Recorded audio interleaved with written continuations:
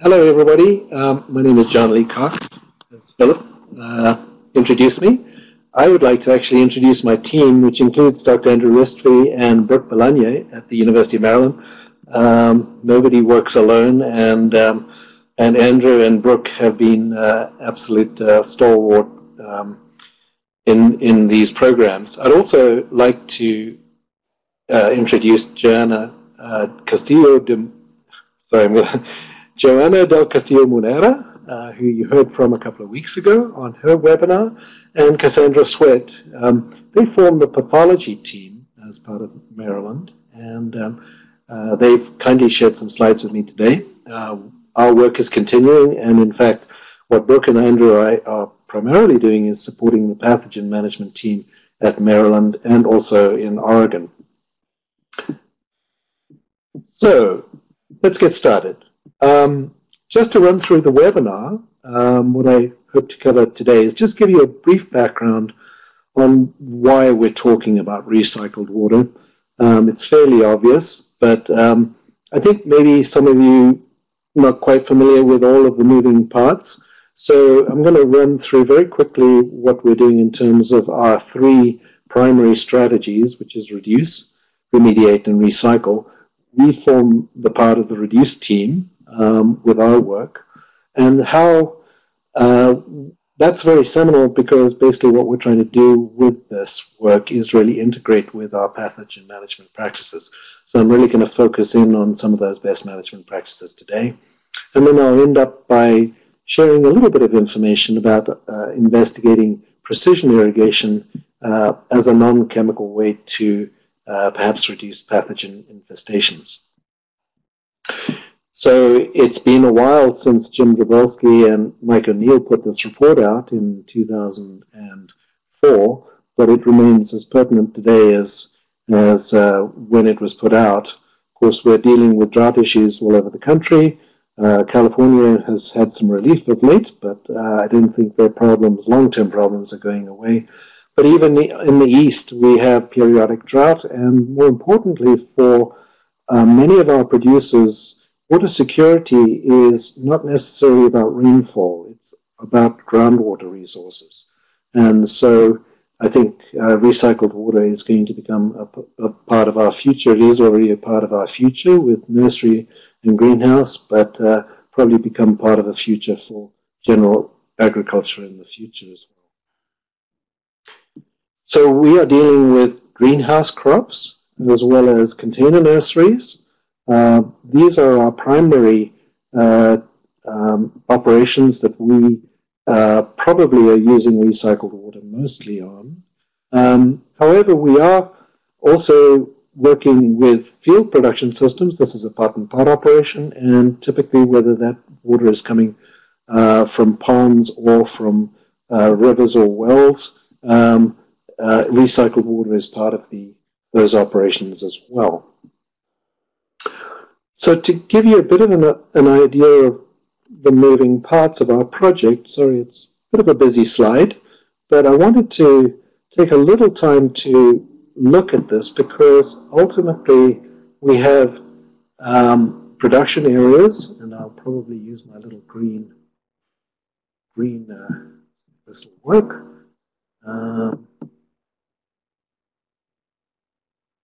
Doesn't seem to be working, but up at the top of the graphic, you can see production areas.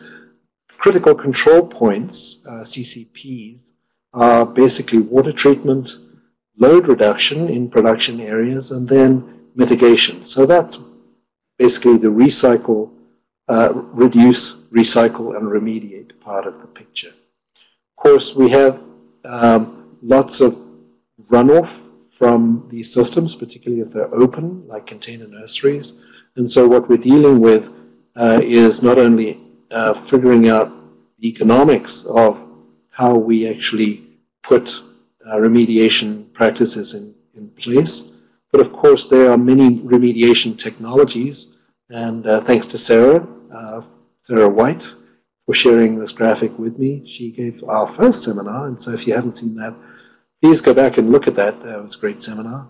But there's lots of potential technologies that we could be using in the or remediation. Of course, choosing those which are most appropriate for that particular operation. At the microscale, however, this is something that most producers can do, and this is really the focus of our work, has been for a number of years now, and so we're really focused on the root zone as a critical control point, because ultimately that's where we can most affect crop growth by our water applications, but specifically, as Jim Owen pointed out in his webinar last week, if we're controlling leaching, and it's not only nutrient leaching, but if we're controlling the whole water runoff, we really can perhaps affect the movement of pathogens from production areas back into ponds.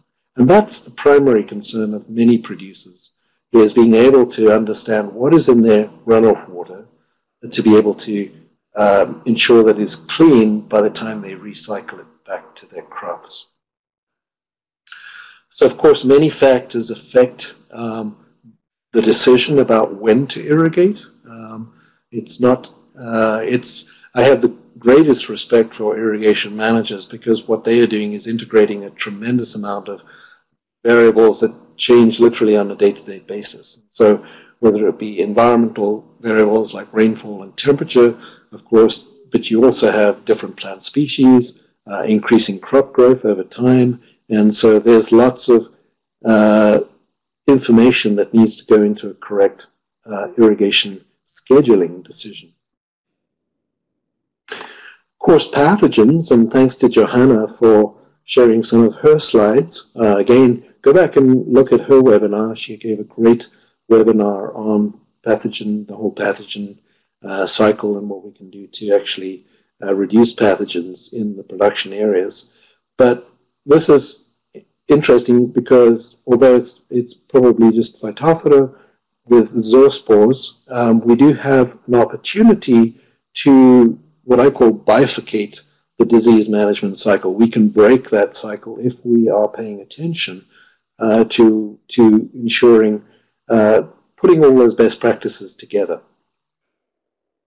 Again, a very nice graphic from Johanna's webinar, this one from Jennifer Park, published in 2012, really identifying those parts of the hazard analysis, the critical control points, that we can, if we implement these in a thoughtful way, we can actually go through and greatly affect the amount of pathogens in the production area. So just to run through some of those, just very quickly, it really comes down to 4 or 5 major parts, and this is really what I'm going to concentrate on for the rest of the talk. So clean stock is, we'll run through that. Substrates are very important, not only in formulation, but also how you handle them. Something we haven't really talked about in previous webinars is about good site design, and particularly in terms of pond design. So I'll share a little bit of that with you. And then we'll get into the precision water management and actually how we can monitor those irrigation decisions on a daily basis. So firstly, clean stock, and just to recap the important stuff that Johanna talked about. Propagating material, of course, is the foundation. Clean propagation stock is really important to ensure that there's no disease coming in. But of course, growing media and production areas can become contaminated, even dirty pots, as Jennifer pointed out. And so it's very important to ensure that all of these primary production mixing areas and soil are all as clean as possible. With substrate formulation, to be specific about that, we can do an awful lot to actually create an antagonistic environment. So I have this highlighted part on the next few slides, providing this antagonistic environment for pathogens. All of these best management practices are really created to try and bifurcate this disease management cycle as much as possible. However, what we can do is do that, dry our areas up, but actually maintain good growing conditions for our plants. So we're not creating a stressful condition for plants, but we're creating a stressful condition for the spread of pathogens. So formulating substrates, obviously from pathogen but free materials, but actually being careful about the formulation, having adequate airfill porosity so the plants are not stressed by overwatering, if overwatering does occur, but also having enough fine particles in there to provide adequate water holding capacity. Of course, nutrient holding capacity is also a part of that. Production areas in and of themselves, I'll have a few slides to just illustrate how we can actually move water from production areas, keep them clean, get that water moving off and freely draining off those sites. That's also a part of it. Being weed-free, a clean nursery is absolutely critical for actually ensuring that it's a dry nursery. One thing that I learned from Xuan Hong and some of the work that he's done is that there are ways to convey water from the production area to the pond. And so even if you're not employing those technologies that are actually remediating, even increasing the path length, exposing that water to natural UV can go a long way to reducing zoospore populations as well. So just a couple of slides of some nice clean dry nurseries. You can see the nursery on the right. These are not necessarily expensive, not necessarily cheap systems to actually put in place, but when you consider the amount of cost involved in fungicide applications, there is a pretty good return on investment in good infrastructure. Of course, many nurseries employ just ground cover to cover their beds, but it's really the site preparation. You can see in these two pictures that water is flowing off pretty rapidly off those areas into ditches on the side of the production areas, and that's being moved, and that keeps the water clean, the recycling water clean, and it's returned back to the pond. However, there is a lot you can do actually almost within the pond itself to actually drop sediment, clean your water, and increase the cleanliness of water. There's lots of things you can do in the pond, pump intake. Also, another best management practice from Xuan Hong, make sure that your pump inlets are not on the bottom of the pond, because that's where your zoospores, if they actually do insist to oospores, those are going to drop down in the water column and end up in your sediment. And if you're picking up sediment in your pond from your pump, you're not only creating filtration issues, but you're then also, of course, risking recontamination of your production areas.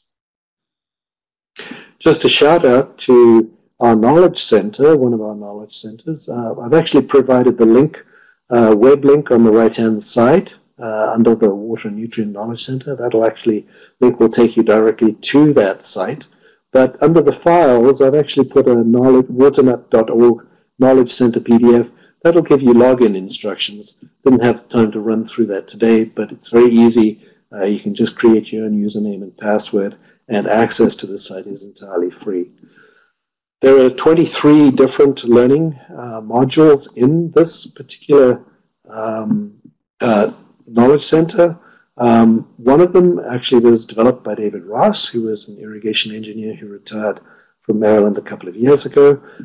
David has actually put a very nice module together on containment basin design, actually using one of our nurseries who did a very nice job on actual developing a new pond with the Natural Resource Conservation Service, where they actually had a pond almost within their recycling inlets. And so that you can see the inlet in this picture coming in, but they've got this very long pathway that actually goes right around the side of this pond and only enters at the bottom of the pond. So it has this riprap, it drops sediment, and it goes a long way to keeping this recycling pond clean and as clean as possible. Of course, pond water, when it does get into the pond, is obviously loaded with nutrients and other contaminants. That's also a part of our project. Tom Fernandez and probably Jim are going to talk about that maybe in our next series about about nutrient runoff and herbicide runoff. But this is all tied back to the production area. So if you have poor practices in the production area, you're actually going to have issues in your pond. We all have algal issues in summer. It's a kind of a natural occurrence. It doesn't necessarily mean to say that your water quality is poor, but it does mean to say that you've probably got some nitrogen and phosphorus in there, which is encouraging algae to actually bloom. So when we're talking about irrigation management, what we're trying to do with our work is actually link it back to reducing the amount of runoff, not only for reduction of pathogens, but also nutrients and also herbicide loss. Because everything costs money, and if we can reduce the amount of runoff, then hopefully we're having an economic impact on increasing the profitability of nurseries as well. So quite honestly, irrigation systems, and Jim, shout out again to Jim, he did a very nice, pointed this out very nicely in his webinar. You've really got to pay attention to your irrigation system. They not only should be adequately designed when you first put them in, but one thing we all neglect to do is adequately maintain them. And it takes lots of time and effort to do this, but it's absolutely vital that irrigation systems are maintained at least on an annual basis, preferably on a continuous basis. Obviously, we don't like to see what goes on the right-hand side. That's obviously fixed. But some of the more insidious issues with irrigation is when we don't have adequate pressure.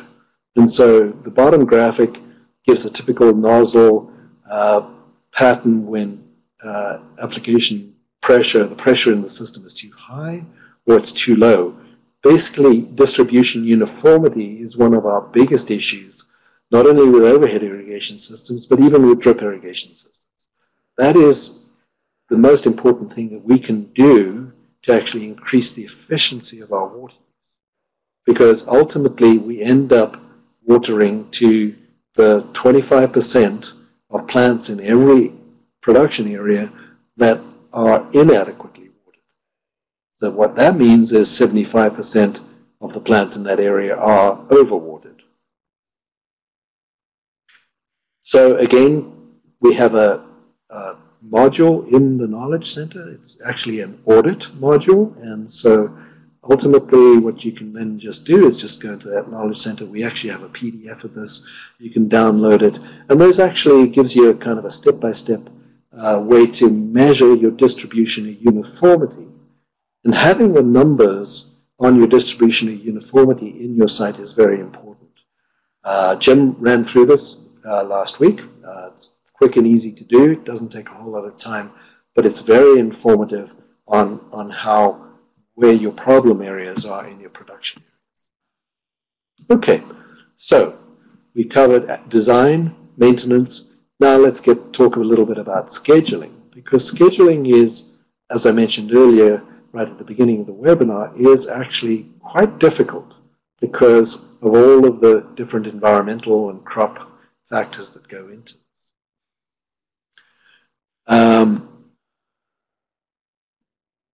When we get back to pathogen management, what we're really trying to investigate is this central question or hypothesis, as we scientists like to say. But basically what it is, can we irrigate, do a better job at irrigation, so we're optimizing growth, but ultimately creating this antagonistic pathogen situation for pathogens. And ultimately, if we can, get away from preventative fungicide use, not fungicide use in total, but this application of fungicide use where it's just applied just because as a kind of an insurance. We need to get away from that because fungicide resistance is a very big issue that is really going to affect us a lot in the future. To give you a little bit of background on the precision, I'm not going to spend a lot of time on this, but this was our project that we had here at Maryland. It was a big team, national team. This is work that we are building on with Sarah's project. And so this is our website, and actually if you go to the website, at the top of the URLs at the top, you can download, you can find out more information about our project and all of our publications and everything else. Just to recap, what we were trying to do is, with that project, we were investigating technology which we can actually place into production areas. We use these radio nodes that actually are connected to sensors, both soil moisture sensors, electrical conductivity sensors, but we can actually hook up any number of sensors to them, flow meters, there's environmental sensors we use all the time. Ultimately, because what we're trying to do is provide that information directly to growers so they can monitor their own practices. If I've learned anything, if I want to change practice, if I want to help somebody change practice, the best way to do that is to give them their own information. Ultimately, though, we need to make this information quick and easy to use. We need to deliver it to smartphones, and so that's a large part of this project, was actually develop the software and the interface that we could actually get that information quickly and easily into the hands of growers. Part of the project was we developed this automated irrigation component, which I'll run through. That's quite important because what we found is actually when we replace humans with automated sensing, which are attached to solenoids, machines do a much better job at doing mundane tasks than humans do. And so if we've got these devices that are monitoring soil moisture, and we can make a good decision about when to irrigate based on the soil moisture content in the pot, if we can turn that irrigation on and control that irrigation amount, that's when we find we're actually achieving very considerable reductions in water use, even when we compare it to some of our very best irrigators. However, there's a lot of synergistic benefits we get to actually controlling irrigation, not only in terms of reducing the amount of water, but what we found out, we can really reduce nutrient and control salinity.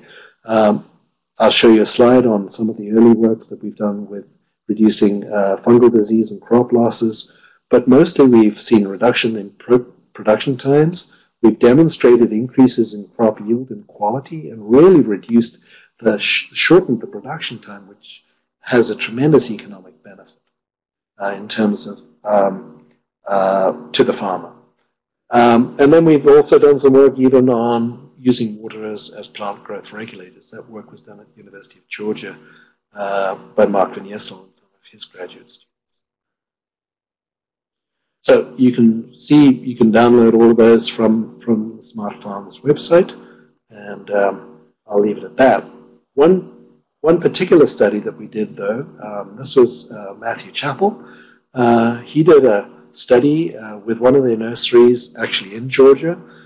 They were having a problem with gardenia, which is some of the cultivars are very sensitive to Phytophthora infections.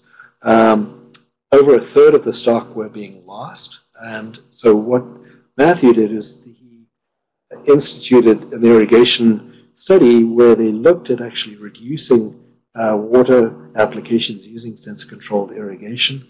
And the outcome was that they managed to reduce disease, their gardenia loss, almost to zero. And what was really interesting is that they reduced their production time. So here's little data from that particular article on how they collapsed their production times with gardenia, and the economic gain. This was done with Eric Lichtenberg, who was an economist on our team. So Eric ran all of the numbers associated with that, and in this actual article it goes into depth on that.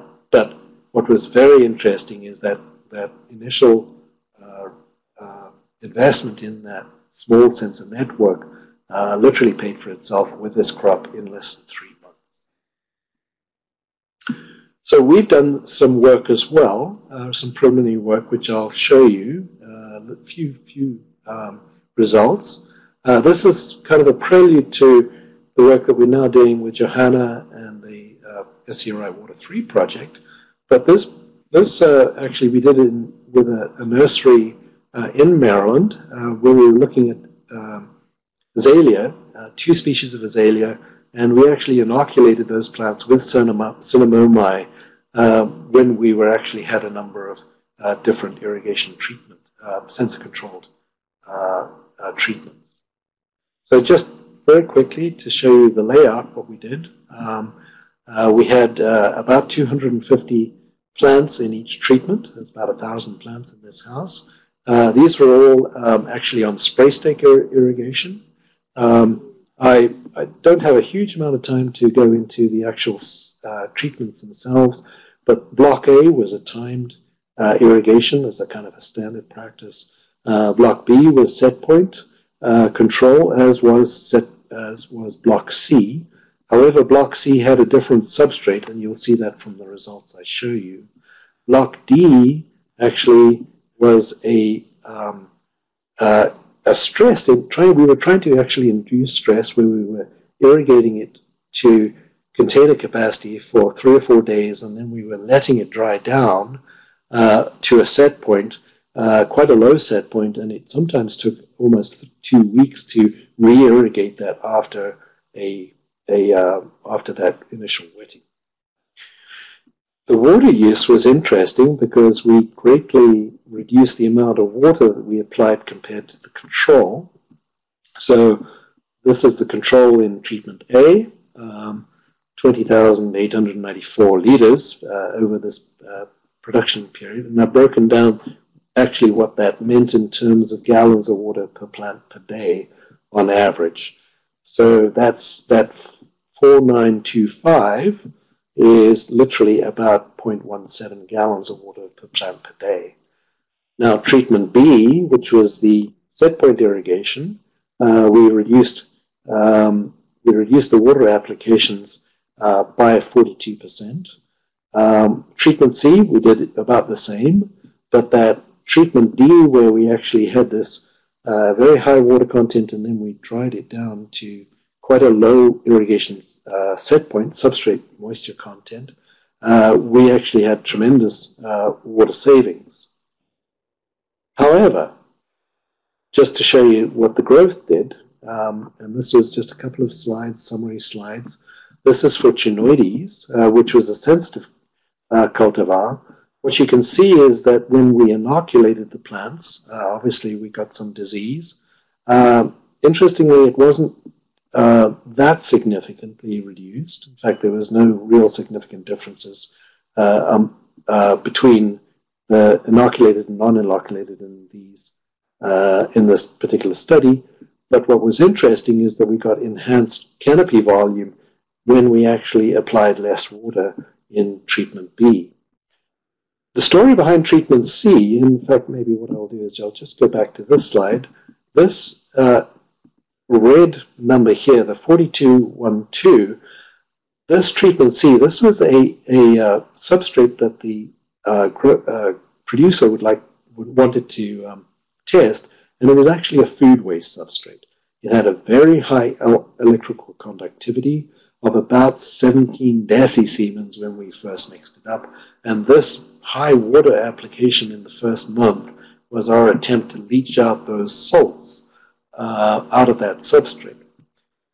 But azalea really didn't like this substrate. It was quite heavy. It had very high EC content, and that's what the big difference in growth occurred. It wasn't anything to do with the water. It was everything to do with salts in the substrate.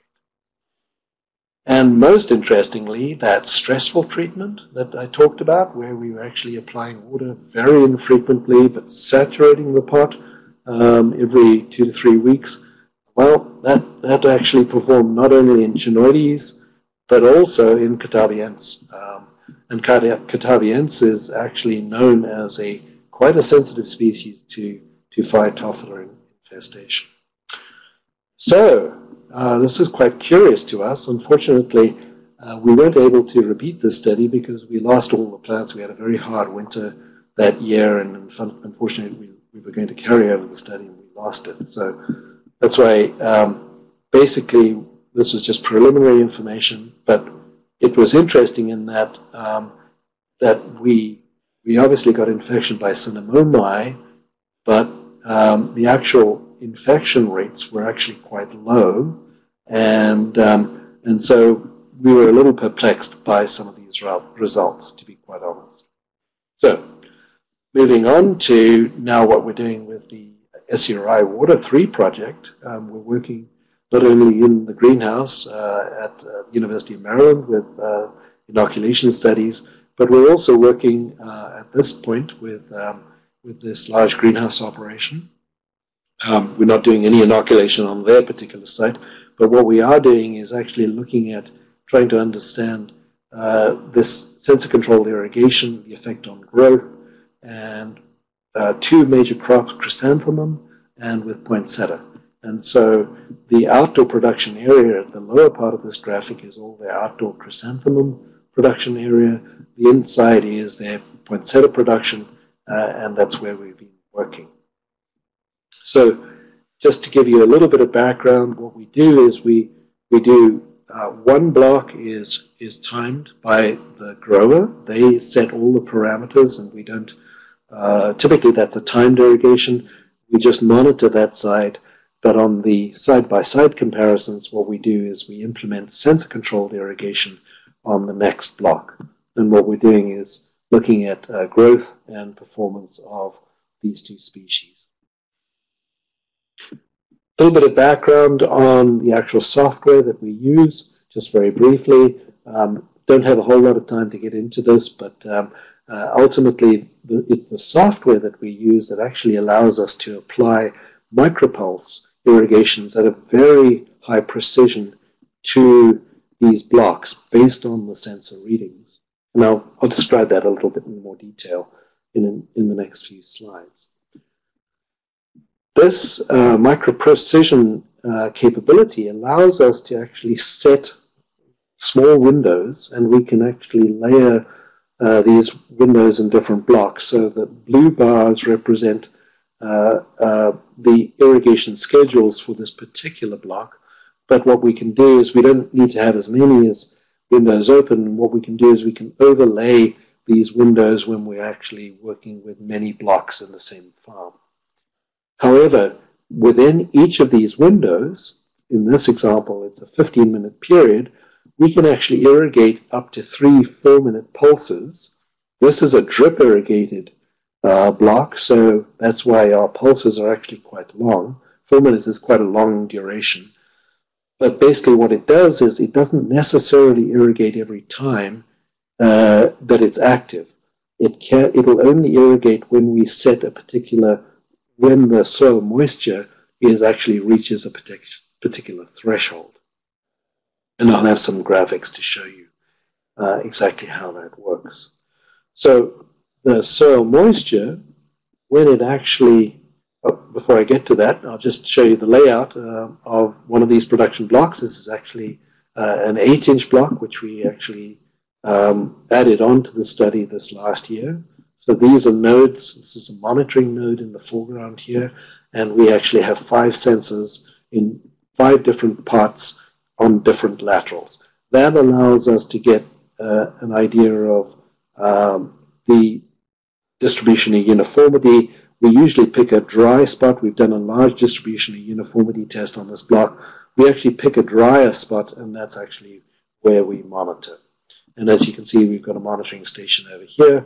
That's Brooke in the background setting up a control node. But right in the far top right-hand corner, that's another monitoring node. To the left, almost top left, that's another monitoring node. So you can see we don't use a lot of nodes and sensors to do this, but we get quite good results when we're working at this scale. This is the 13-inch mums that we were working with the last 2 years, and this shows you the size of these plants. These are in a 13-inch pot, and by the time they get to August, this is a big plant in a pretty small pot. So just to give you a contrast between the amount of water that is being applied by the grower compared to the set point irrigation, the blue line is actually the set point irrigation. That is the amount of irrigations applied based on the average of all of those sensors that you showed. Whereas the black line is actually the water applied by the grower for this particular block. And there are many reasons that they only irrigate once a day. Obviously, they've got a lot of blocks to irrigate, and they tend to irrigate at night. But what you can see from this particular I can get this going.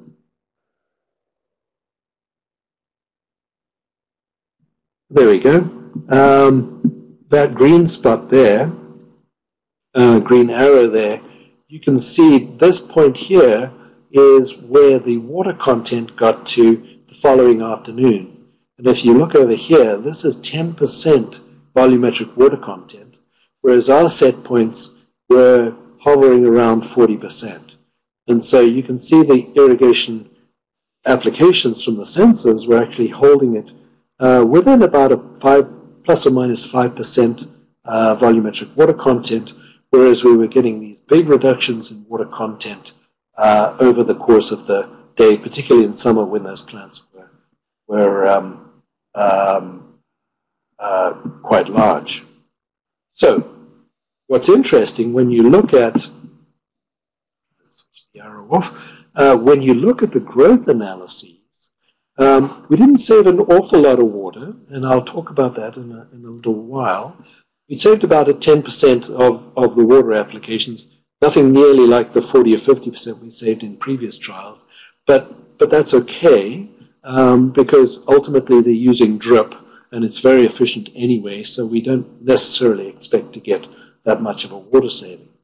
But most importantly, what was interesting is that when we compared the grower, the plants grown by the grower compared to the plants grown under the sensor-controlled irrigation, as you can see from the left-hand lower graph, either the gross indices or when we looked at dry mass, you can see we got very little difference between the amount of growth we got with the grower-controlled compared to the sensor-controlled. And that really made us scratch our heads, because when we think of 10% volumetric water content, I think of that as being very dry and actually quite stressful. So when we go back to this graphic, it really perplexed us, because if we were allowing our substrate to get down to 10%, and they were still growing adequately, then why were we putting so much effort into really trying to maintain volumetric water content at these high levels? So, digging a little deeper, I think the question really becomes, is volumetric water content necessarily a good measure of plant water stress? And the other question, how we can frame that, is how low can we go in terms of substrate water contents and still be certain that we're actually not inducing water stress in our plants? Now, I just want to spend a little bit of time just talking about easily available water and water buffering capacity, because this is for soils, but the same goes for different soil substrates. And what you can see is plant available water is really based on this field capacity. That's the container capacity, and at 40%, we were holding our pots at field capacity. But when you think about the amount of water that's in a pot, it doesn't necessarily equate to being able to get down to permanent wilting point. Now, permanent wilting point is, in soils at least, is this so-called magic number of minus 1,500 kilopascals. But we never get to minus 1,500 kilopascals in solar substrates, and in fact, this is a water release curve that we did for this particular substrate. And as you can see, when we get down to 10% volumetric water content, we're at about minus 180 kilopascals. So just to give a kind of a frame of reference, we think that we're running out of water, pretty much out of water by 10%. But chrysanthemums grew perfectly fine as long as we didn't impose that stress for a long period of time. As long as we were re-irrigating them adequately within, let's say, a 12-hour period, it appeared that the chrysanthemums were quite okay with that. However, with different crops, we're really not that comfortable getting down as low as minus 180. We're really talking about, this is the zone that we're really trying to work in, minus 10 to minus 40. That's the safe zone that we think is really appropriate for most soilless substrates. And just to go back, I just wanted to show you, if you're looking at minus 40, that's probably right around here, where we're looking at about minus, probably, I would imagine, minus 40 kilopascals is right around 25% volumetric water content. So that's important because when we looked at what we've done in the chrysanthemums, when we're trying to irrigate, we've been up at 40%, up at this point here. So this year, when we repeat these trials, we're actually going to move down to at least 30% and see if we can actually gain the water savings but not reduce our plant growth. Because then we're achieving both our aims, reducing amount of runoff, leaching, perhaps reducing pathogens, and yet not causing plant stress. Okay, just to finish up, because I've got about 5 minutes left before I want to take some questions. This is some work from Johanna and Cassandra. They've been doing some work with tomatoes as a model crop, where they've actually been inoculating these in the greenhouse at Maryland. And these are the sensors we've been using. We've been using matrix potential sensors, which actually give us that minus 20, minus 40 reading, as well as the volumetric water content sensors. And what we're trying to do is make sure that we can use both sensors to make a good decision. Interestingly enough, and Joanna's just writing this up for publication, she's also done some work with poinsettias in the last few months. We'll report on that, perhaps in a later webinar. But interestingly enough, when we actually, when she analyzed her results, and she was working in sand, just to show you that this was the sand substrate, because we wanted to use something that tomatoes would grow well in it, and it was inert. So it's just a test system.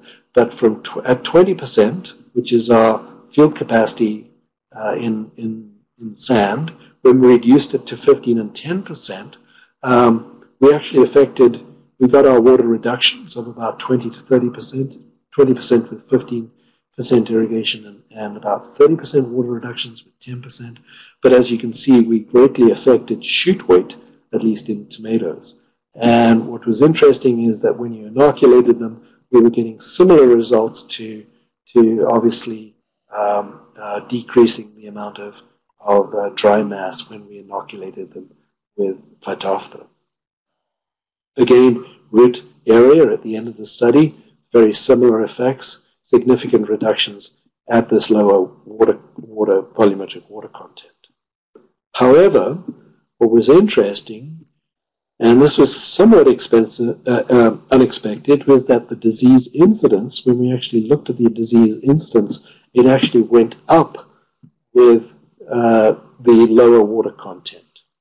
So no difference between the 20% and the 15%, but when we actually got into stressful conditions, and we think actually the 10% volumetric water content in this case was stressful, then we got some increased disease incidence. Joanna and Cass rated these plants, so this just gives you their kind of rating scale.